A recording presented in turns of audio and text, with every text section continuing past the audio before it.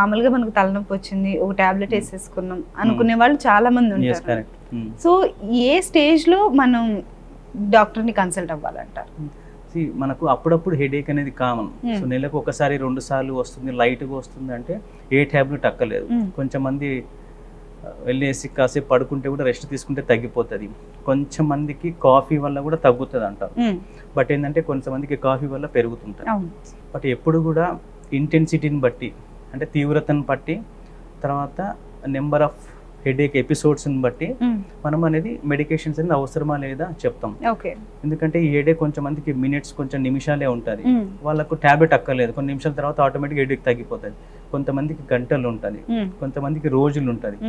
So కొన్ని రోజులు ఉందనుకోండి, సో వాళ్ళ వర్క్ మొత్తం డిస్టర్బ్ అయిపోతుంది. సో వాళ్ళకు మెడికేషన్స్ అనేవి కంపల్సరీ.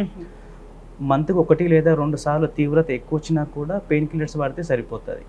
బట్ అంటే వీక్లీ 1 లేదా 2 సార్లు వచ్చింది అనుకోండి, సో వాళ్ళ లైఫ్ స్టైల్ మొత్తం చేంజ్ అయిపోతుంది. దీనివల్ల ప్రాపర్ స్లీప్ ఉండదు, వర్క్ డిస్టర్బ్ అవుతుంటుంది, స్ట్రెస్ ఎక్కువ అవుతుంటుంది, అంతా బిహేవియరల్ చేంజెస్ వస్తుంటుంది, డిప్రెషన్కి వెళ్తారు, యాంగ్జైటీ వస్తుంటుంది.